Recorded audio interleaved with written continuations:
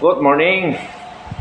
So, ang pupuntuhan ko ngayon yung marami tayong pupuntuhan, marami tayong pag-uusapan in regards to situation sa ating bansa.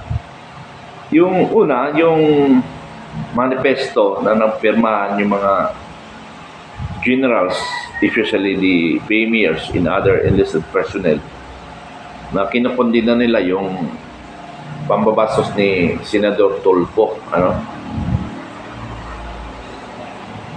parang nasusobrahan na ang ating senador na wala na rin respeto sa lahat ng Pilipino, most especially sa men in uniform personnel. Although, yung karamihan naman sa kanya ay legitimo naman na ipinaglalaban niya at sinisiwalat niya mga kabulastugan.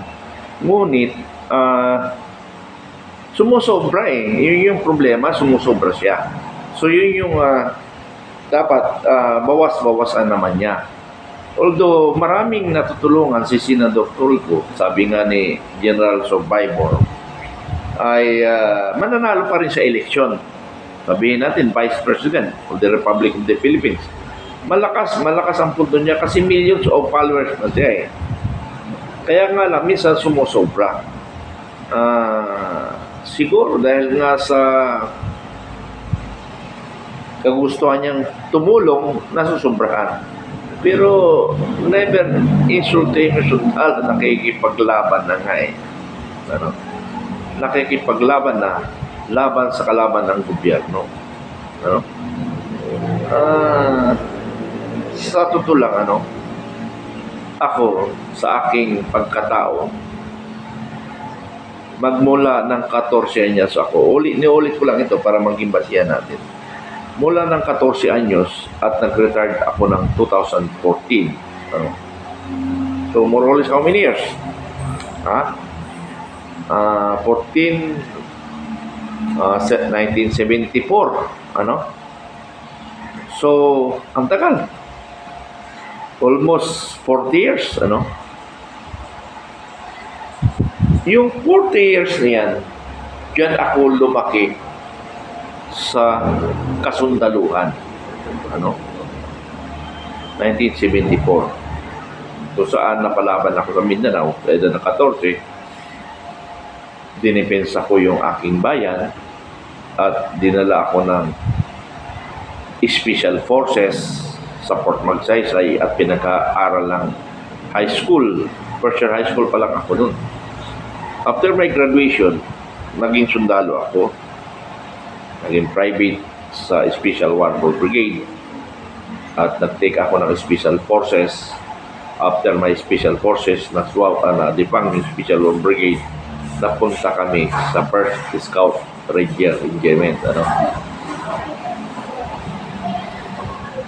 Then, luckily, napagbigyan ako ng 1st Scout Ranger Regiment na mag 4 years scholar sa college. Although nung ako'y private, nag-aral na ako ng college sa Arroyo University, Cabanatuan City. Pinayagan ako eh. Gumawa ako ng request through Form 110, Personal Action Form. Na kung pwede payagan ako mag-aral para makapag-aral ako ng college. Pero dahil nga sundalo, nahinto. Napunta ako sa Arthur Regiment. Sa dami ko nilapitan, talagang hindi ako pinapayagan. Wala akong ibang naisip ko, hindi sumulat ako sa Malacanang kay former President Ferdinand Marcos Sr. Tumugon naman siya sa sulat ko dahil sinayt ko yung aking accomplishment nung ako'y bata pa. So, nirecommend ako ng Scout Ranger Regiment. 4 na taon na scholar sa college. 4 na taon akong sa pamilya ko lang and school. Yun ang aking mission. Yun ang duty ko. Mission sa pamilya ko with 4 years pag-aaral. So, yun yung nangyari. Kaya, after that, naging officer ako.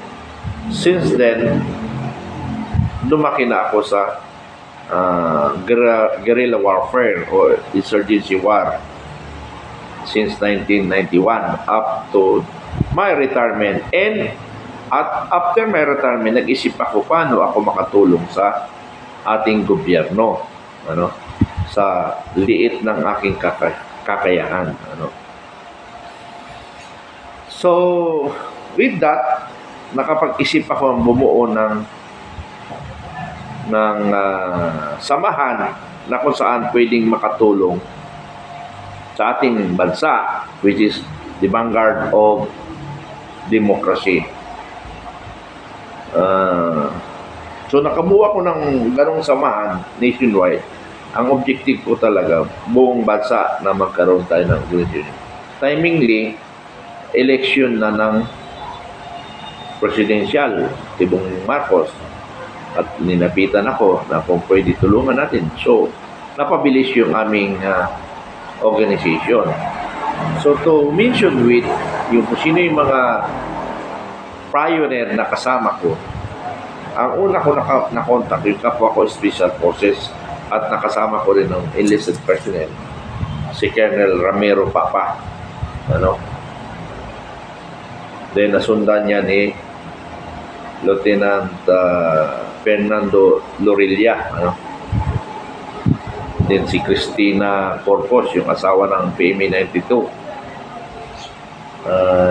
Si OMS, ano yung OMS yan? Hindi kalimutan ko yung panya, Umay. Then si Ruby, si Ruby, Ma'am Ruby. Ay ma'am, kamusta ka na? Parang hindi na kita nakikita sa mga post ko na medyo nawala na. So, yan yung mga original na kasama ko sa BOD. Sa Defenders of Democracy. Pero na-aproba ng Security Sales Commission ang Vanguard of Democracy. So yan ang mga original pioneer namin. Ngayon, may mga kasama pa rin dyan na sumunod dyan, si Attorney Benedict Budis ng siyang in charge sa initially sa Bisaya. Then my classmate, si Colonel Silinyo. So yan yung mga pioneer talaga.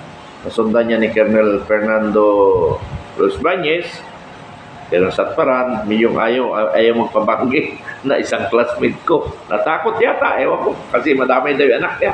Sige, huwag na natin banggitin. With that organization, nag-failure ang mga promises ng Malacanang. Pero hindi mismo ang ating Pangulo, may mga tao tayong kausap. Saka ko na lang banggitin yan in the last, So, lumakas. Umabot kami ng more 6 million according to my mga commanders from barangay to region and area commander. Mabilis. Pero nung mag-failure, mabilis yun, nawala sila. Ilan na lang yung natira. So, ang nakikita ko, based as your founder and president, siyempre, normally, ako nagmumonitor. Dalawa lang yung talagang masugid o tatlo na talagang tumututok sa akin at nagsusubaybay at sinasabi niya nasa likod lang ako. Si Colonel Silinyo ng Mindanao, Attorney Gunis ng Bisaya, at may classmate also, Colonel Lopez, nakalimutan ko, Region 3. Si Colonel Papa, medyo umiilag. Hindi ko lang alam bakit umiilag siya. Pero nag-i-active siya. Ito nga yung kanyang mga folder. Ang dami ito. 2 rim yung binigay niya sa aking mga pangalan ni Colonel Papa. 2 rim. Nandun pa yung iba. Tapos, ito yung aming approved ng SEC. Napakita ko tuloy. Not individually. Pakita ko. Yan. Yan approved ng SEC. Sa effort ni Colonel Los Bañez ng NCR Commander. So, wala sa aking kwan, ano. Pero, nabanggit ko tuloy, ano.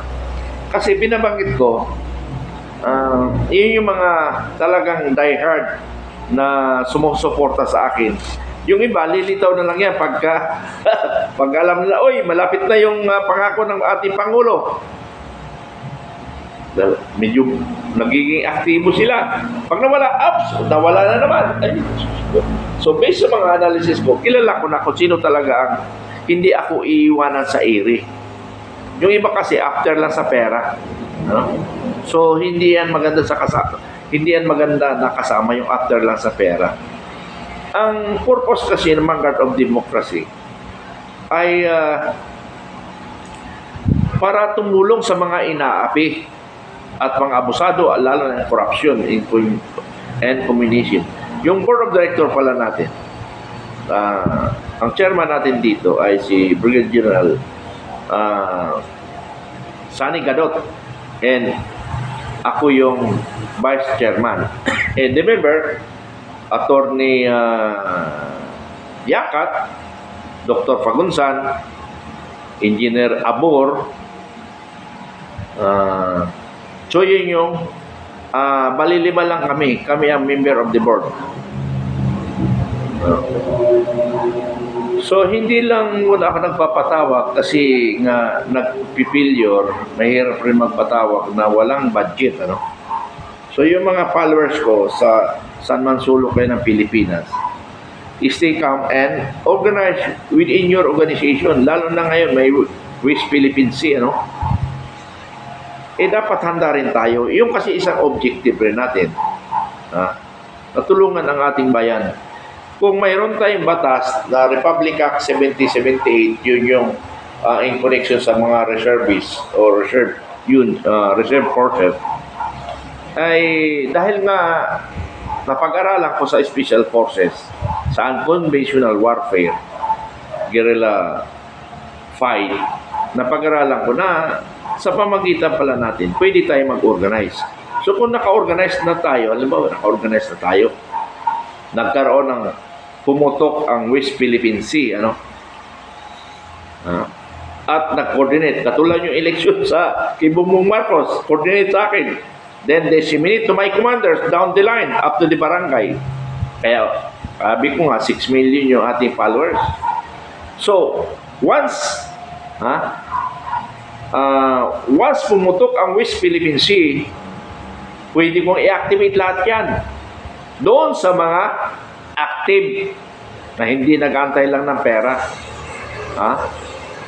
Marami na akong nagastos dito. Kahit papaano. Kaya nga, nagalit na yung misis ko. Diyan ka na lang. Ituloy mo na lang yung mga pagtulong mo. So nagalit. Nag-iwalay kami. Kasi ito na nga yun para malaman nyo ang status ko. No? Dahil nga nagagalit lagi ang misis ko, may puntahan dito, punta doon. Wala ka nang ginawa sa bahay, kundi alis ka ng alis.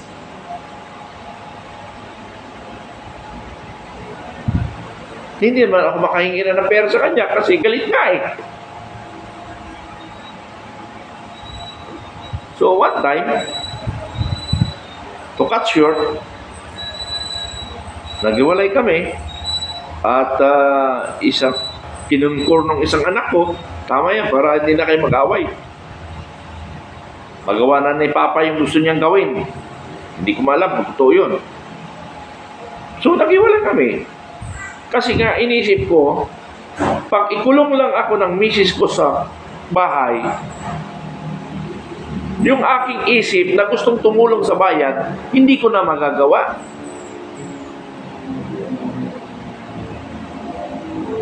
So pinag-aralan ko.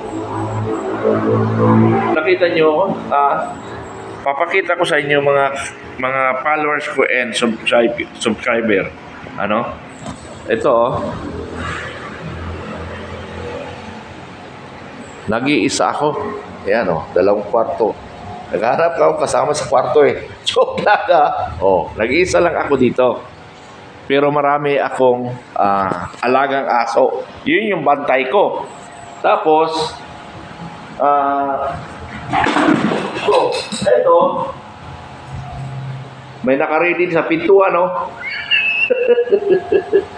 Tapos, sandali lang. Okay?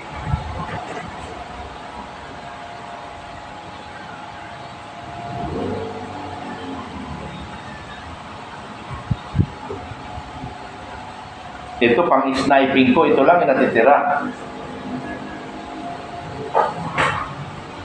O ano yun? Ha?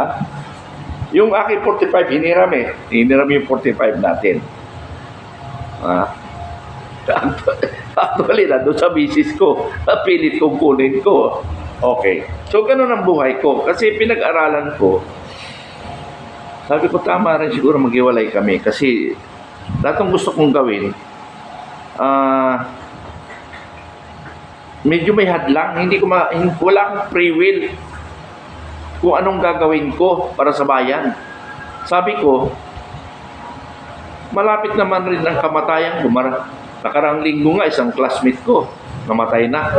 So, ibig sabihin, schedule na tayo sa kamatayan. So, gumawa na lang tayo para sa bayan. Ay, nakalimutan ko pala yung Senador Tulfo, kaya ako nagbablog. Kasi natawa ako doon sa sinabi ni General Survivor while reading yung mga nagmanifesto against Senador Tulfo. Sabi niya, uy, dumadami na tumatapang. Natawa ako doon eh. Nakikinig ako kay General Survivor sa vlog niya. Uy, dumadami na tumatapang. Sabi ko, natawa ko doon eh. Dahil ang dami na nga tumatapang Pero dalawa lang kami pumunta ng libingan dalawa lang kami pumunta ng libingan ng Mayani eh. Nanawagan. Pinupos. Yung pala, ibabala lang pala kami nila. Ang purpose kasi natin, may nakita tayong weak point o pagkukulang nating Pangulo. Ayaw ko rin na iba ang uupo. Ang gusto ko militar muntak. Kasi, i-reform natin ang gobyerno. Kasi kung magpapalit lang ng transition, ito, walang politics usapan ito. Para sa bayan ang usapan natin, Para sa bayan. Para sa bayan ang usapan natin. Hindi politics. Kasi ang politics magulo eh. Ipupos mo ang presidente. Tapos pag may kulang itong presidente, nagkulang, another opposition na ipupos na naman. Palit-palit lang. Pero yung sistema, yan pa rin. Sino na nagpagulo? Yung politician o yung mga followers? Paras lang sila. Di ba? Ang akin ay para sa bayan. Kaya nga ang title ko ngayon, pinalitan ko ng Makabayan and Informative Channel. Ganon tayo. Para sa bayan lahat ang kilos ko. Tandaan nyo. Kung sinimulan ko ng kabataan ko hanggang huli ng aking hininga, ang bayan ko ang iniisip. Kaya nga sabi ko, balik nga kami. Sabi ko, magpapakumbaba na lang kaya ako sa misis ko para magkabalikan kami.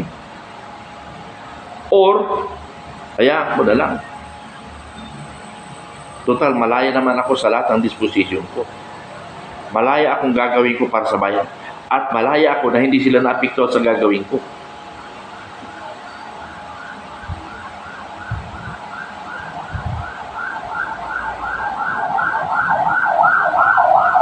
So, buhay ko na ito. Ibubuhay ko ang buhay para sa bayan. Kaya nga nakita kami ng General Survivor, the Baron of 83. Sabi niya, kaya nagmaga siya nag-resign dahil takot siya sa mangyari sa buhay niya. Dahil ayaw niya yung nakakita ng mga luko-luko nasa gobyerno. Ganon rin ako. Kaya nagtakbo kami dun eh. Dalawa lang kami.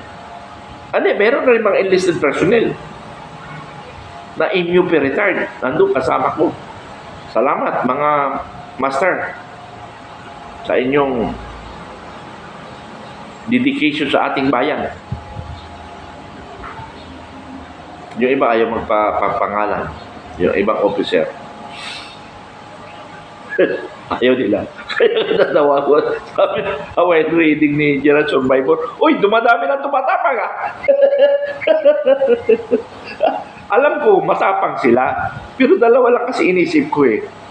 Alam mo, in your profession, matatapang ito eh. Pero problema nga lang, nung mag-retire, talagang ilag talaga sila. Ha? Huwag na natin isama yung mga di kampanilya na mga NUP. Kasi nakakapit na yan eh. So, pino na yung kanilang kilos. At saka marami ng pera. Ano? Huwag natin isama yan. Kaya pag nagpalit administrasyon, nandiyan na naman sila. Sila na naman. Nako. Alam nyo, mga kababayan kong Pilipino. Pilipino tayo eh. Alam natin ang karakter, ang weak point natin eh. Ha? Pag nakapwesto tayo, yung pagkaharagan natin, medyo nababawasan. Kami ni General Survivor, wala kaming inaatrasan, wala kaming pakimi-kimi. Bira kung bira, para sa tama, para sa bayan. Andiyan naman si General Macanas. Iba na may approach si General Macanas, pero tatlo kami ang main uniform personnel na nag-uusap. Ano? At salamat, sir. At pinakilala mo ko paano maging vloggers at sumunod sa yapak mo. Magkasama kami ni General Macanas sa Mindoro. Si ang deputy commander namin, ang brigade commander namin, si General Kita. Ano? Ako yung operation officer and at the same time, after that, naging same officer ako. Okay. So, malaya akong kumilos. Kaya nga, malapit-lapit na mabuo yung aking organization, yung local. Kasi bumaba ako sa local eh. National leader ako, bumaba ako sa local kasi marami ako nakikita na wait-in sila ng mga commanders ko. Anong wait-in sila? Nagatay ng pundo. Nagatay ng pundo. Ayaw nilang bumur sa bulsa. Ako, kaya nga ako iniwan dahil lagi ako bumur sa bulsa hanggang sa pinagalitan ako. So, pag naging successful yon, makakabuo ako ng isang brigade. Ha? Tandaan nyo yan ha. Ang objective ko, isang brigade. Pero hindi ako brigade commander ha. Kasi hindi ako qualified. Battalion commander. Ako ang magiging battalion commander sa isa. Pero bubuo ako ng isang brigade. Ano? Localized. Ano? Kasi nationwide itong aking struktura ng Vanguard of Democracy. Kaya nga lang, hindi naman ako makakilos kasi wala pa rin budget na pangako from the Malacanang. Ano? Kaya nga, nagwawala na ako, puro na lang sa pangako. Kaya hindi na rin ako maasa. Maggawa na lang ako ng paraan para sa sarili kong sikap. Now, yung mga iba ko ng mga area commander, katulad ka ako, nakausap ko yung area commander sa Mindanao. Sabi ko, mate, ayusin mo lang dyan. Nagde-develop ang West Philippine Sea. Mamaya, mayroon akong babasahin yung pag-uusap ni President Joe Biden at saka ng isang American business in magnate politician. Ikukot ko yung mga pinag-uusapan nila mamaya in regards to Philippine in our nation, ang ating bansa. Okay. So, pipilitin ko mabuo. Kung hindi man kasi in one brigade, 2 battalions, pwede na yun. Ano? Kaya lang, magko-coordinate rin ako sa national, sa Reserve Command, Army Reserve Command. Magko-coordinate rin ako para alam nila ang ginagawa ko. But, as of now, in-organize ko pa lang. Once na-initial ko pag-organize nun, we will now start coordination to be a member of Philippine Army Affiliated Reserve Unit. But the tactic is unconventional guerrilla fight yung ituturo ko. So, ganun ang gawin natin. Bumubuo ako. Kasi yun rin ang napag-usapan namin ni General Survivor nung maghiwalay kami sa market after libingan ng bayan at change venue kami. Pumunta kami ng market at pagpapatuloy para malamig, magpalamig kasi mainit. Okay. So, pilitin ko yun.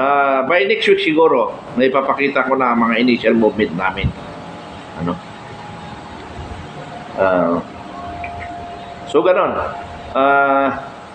Kaya lang, sabi ko nga, natawa ako na marami na palang tumatapang ngayon, sabi ni General Survivor. Although, alam natin may tapang sila, kaya nga lang, nag-aalangan sila because of their family. Ano? Ako ngayon, wala na ako inintindi family, kaya pa talaga open to support the Republic. Ano? Wala na akong inatangkan. Kasi yung aking mga anak, na i-ready ko na sila na maging independent. At saka sakaling mawala man ako, mayroon na ako iniwan sa kanila na hindi sila maghihirap. Yan. May mga properties tayong iniwan sa kanila. Okay. So, ganoon. Sana, yung mga kasama ko, men in uniform personnel, magsalita tayo para sa bayan. Pag may nakita tayong mali, tulungan natin ang armed forces.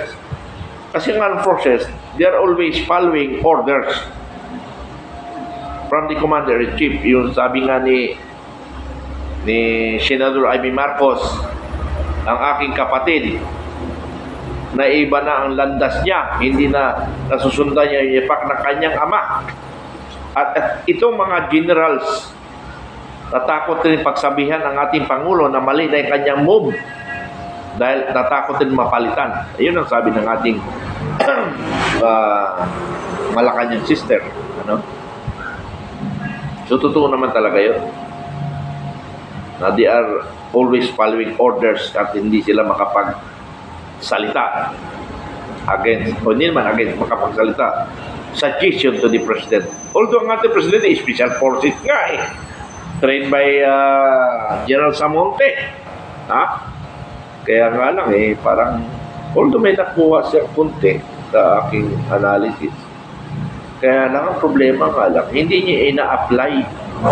After he finished the Special Forces, ang pinag-concentrate niya, yung pagkabugoy-bugoy niya. Ay, ayaw ko sabi yung pagdadrugs niya. Ha?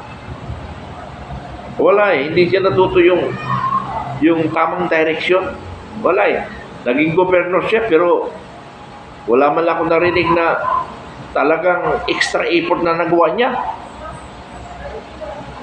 Yung tumutunog ang pangalan niya, hindi. Natapos lang ang termino niya, ganun rin. Natapos lang ang termino niya sa senador, ganun rin.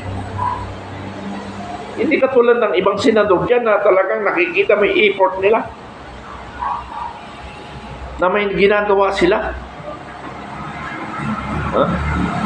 Ang malaga sa Congress and Senate, marunong kang mag-isip para sa bayan.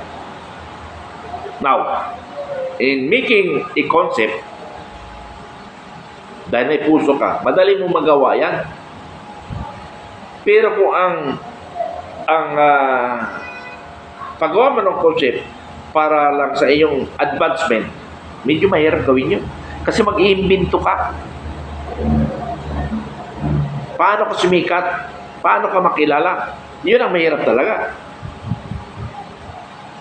Pero kung ang isip mo at puso para sa bayan, madali gawin. Ha? Mayroon ka naman researcher, mayroon ka taga-sulat, pero yung direction manggaling sa iyo. Yung sa puso na paano serbisyuhan ang ating taong bayan. Simple lang yan eh.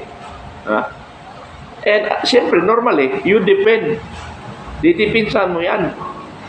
Kahit iba ang gumawa niyan, kung ikaw ang nag-utos at sinunod yung utos mo, madali mong idepensa yan.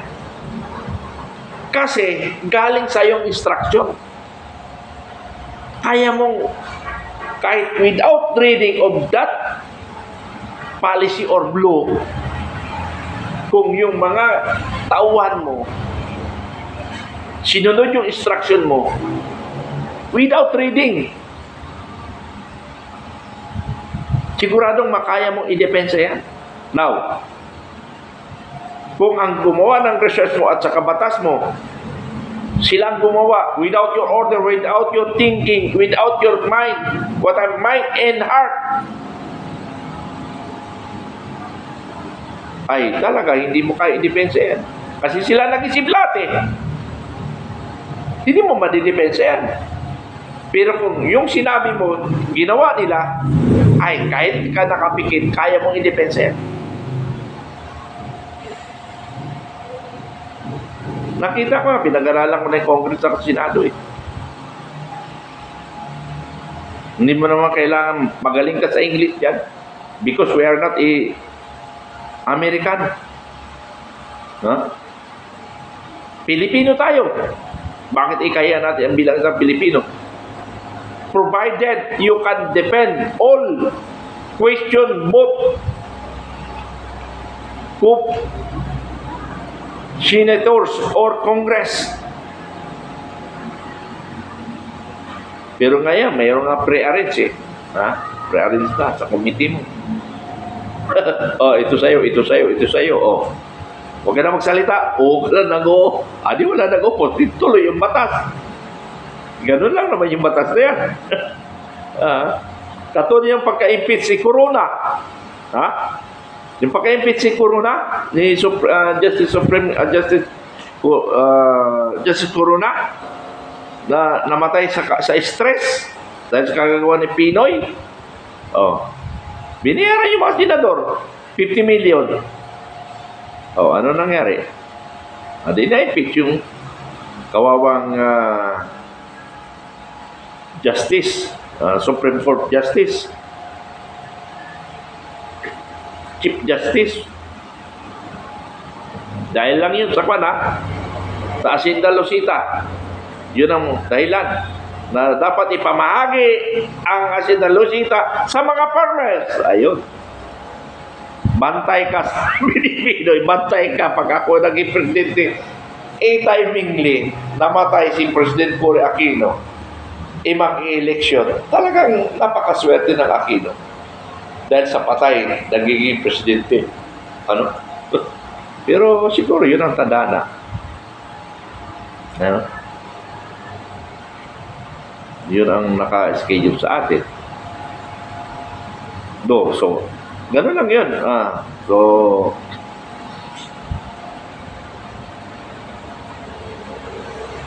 kaya sinasabi nila na napaka-pat. Kaya hindi rin ako, balik pala tayo doon, ilang senador lang hindi nabayaran, parang 3 lang eh. Si Senador Bongbong Marcos, siyempre, babayad yun kasi magkawin talaga yun. Si Senador Miriam Defenso, talaga may panindigan yun. At saka si Senador Joker Arroyo, parang 3 lang silang hindi nabayaran doon. So talo na talaga sa butuhan. Kaya impeach yung tao. Dahil yun sa Hacienda Lucita. Pero may kwento ako doon sa Hacienda Lucita. Nagkagulo ang Hacienda Lucita. Nagtawag ang NOLCOM commander, si General Dominguez, with then Colonel Katapang, U3. Tawag sila sa amin. Conference. Nagsalita si Ninoy, si Noynoy. Senador pa lang siya. Umiiyak sa harapan namin. Sabi niya, traidor ang mga kapitan. Binibigyan namin ng 1 million every year. Tapos ganoon ang gagawin nila sa amin.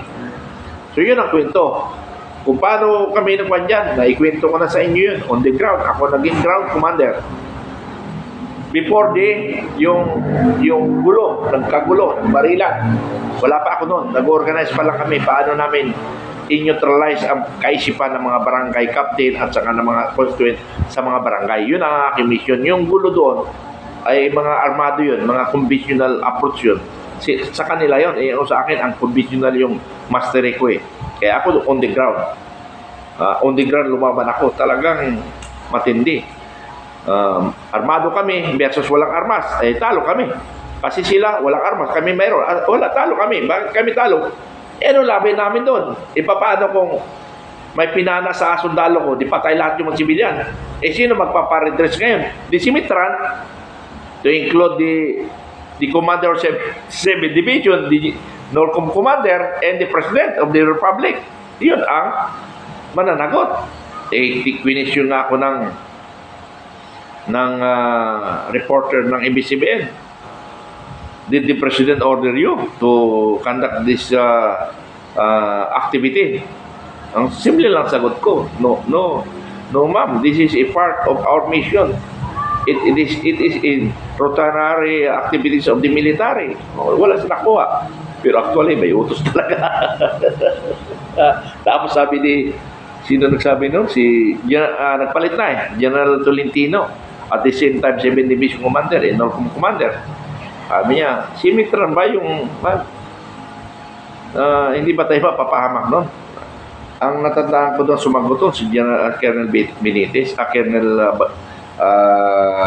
Bilis, si Colonel Bilis, No sir, matured na yan, kaya huwag tayo mag-alala. Tapos namin, okay, going back doon sa sitwasyon na pagka-impis ni Corona, yun ang naging dahilan. Bakit napunta tayo doon?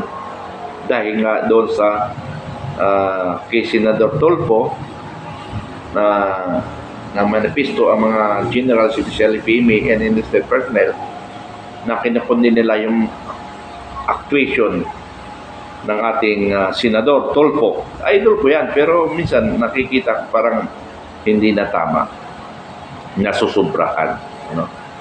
Pero hindi ko makalimutan talaga while reading the General Survivor. Okay!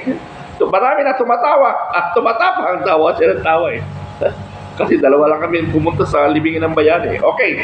So much for that. Para basahin ko yung basahin ko yung mga usapan ni Senador ni President Joe Biden at ni Ross ng American business magnate and politician. Ito yung kanyang, basahin ko na lang para maganda-ganda, para marinig nyo.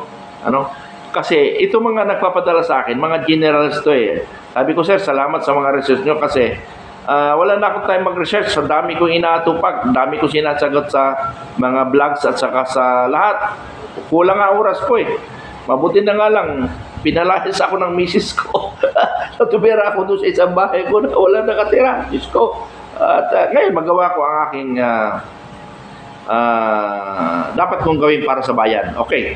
Ito, ito yung nakasulat, babasahin ko lang,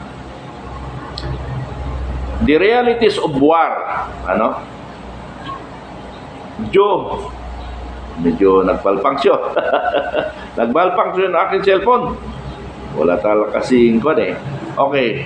Joe, sabi niya, Bongbong Marcos announced Philippine bases cannot be used to attack China. Sabi ni President.